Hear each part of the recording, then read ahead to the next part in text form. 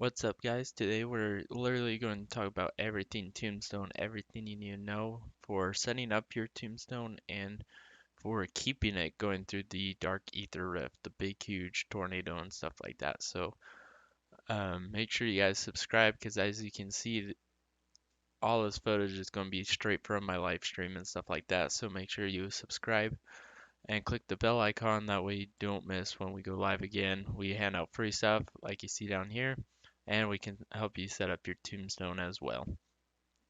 So as you can see when I'm loading in right now, I don't have a tombstone on the map. If you are doing the dark ether, it doesn't matter if there is or isn't. I also got lucky because we're right next to the tombstone perk as well right here. So we're going to start off. I have all the items I want in my inventory and stuff like that. So basically, he has, the noob has some money for me. So he's going to give me some money so that way I can buy the tombstone and then head on over. So that takes a little bit of time. Let's jump forward.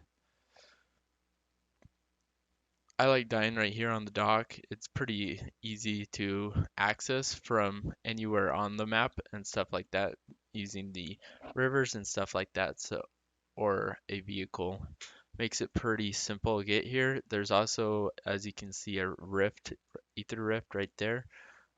There usually is one here, here, or over here. And so it makes it super easy to hit the pack punch station tier 3 every single time if you do not want to use your crystals, and I would recommend that as well. So even if you are, no matter what, to set up your tombstone, this is basically what you want to do. You're going to have the tombstone perk on, and then you're basically going to try dying, try and get attention from zombies up here to go die.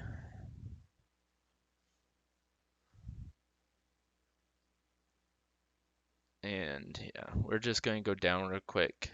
I had a self res, so make sure you can either use it here.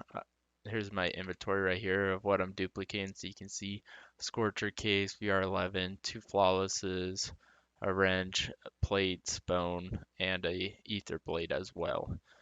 Uh, Make sure you follow along, and I'll show you guys how to duplicate these ether blades as well inside the match with the ammo caches as well. So yes, I'm going to drop that self, basically hold give up. At this point right now, it's going to split in two separate ways. So if you're just wanting to do the tombstone glitch, all you have to do is hit escape or leave match and just leave the match. That's all you have to do to set up the tombstone. For the ether now, what's going to happen is these guys are going to come and res me up. So I plead for help as well, so make sure you plead for help. At least that's what I did. You can always try doing something a little different. And of course, I am on PC as well if you guys aren't able to tell by the stream and stuff like that as well. So he's going to come and revive me. And basically, throughout the game now, I try not to collect the um, Tombstone perk, but I don't think it will matter if you do. So I don't collect it, but throughout the rest of the game now we're just going to go do bounties and stuff like that. You can see I'm going to equip all my weapons and use everything in my stash basically, including those pack punch 3 crystals for my wonder weapons as well. So I'm going to use all those and then uh, over here, looking at my timestamp. We're going to go into the Dark Ether. So as you can see, this is the same game and stuff like that. So we've just been doing bounties, collecting up perks, collecting money, stuff like that to get us a little bit prepared. As long as you have dogs and an Ether Blade, and your gun, obviously you want it to be legendary and stuff like that, and Pack Punch 3. But as long as you have those stuff, it makes it pretty easy. As you can see right here, go through pretty much piece easily do it. We have like 14 minutes left over after we did all three contracts, so pretty simple. We go hit the exfil. So when you're exfilling out of here, what I did on PC, this may be different for PlayStation and the Xbox as well, but what I did, um, here we'll fast forward a little bit, waiting for our other teammate, make sure he gets up here.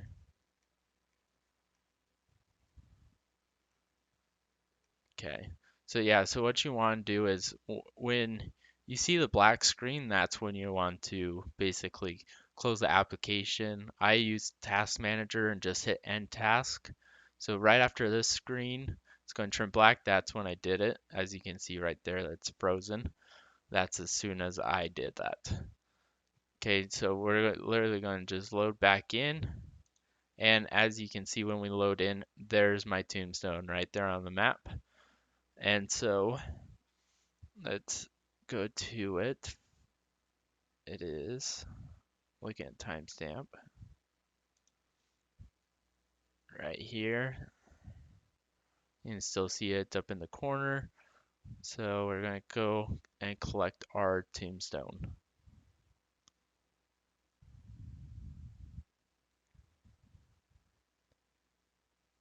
Okay, look, as you can see, this is everything that I died with.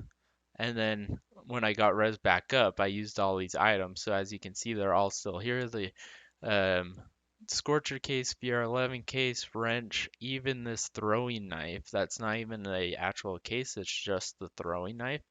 That is also in this tombstone as well. So literally keeps everything, even the essence. You can see I have now 64 at 6400 essence. If you have infinite and and I can say it, but if you have infinite max million, then it'll keep that as well. But what you want to do now is when you go to exfil, this is where paths are going to converge a little bit. So basically, it does not matter which exfil you use. No matter what, it does not matter which exfil you use, as long as you get that timing correct with exiting during that black screen. We have found that these mission exfils, with the guys with the stars, both any of them, we have found all of them works as long as you exit right on that black screen and stuff like that.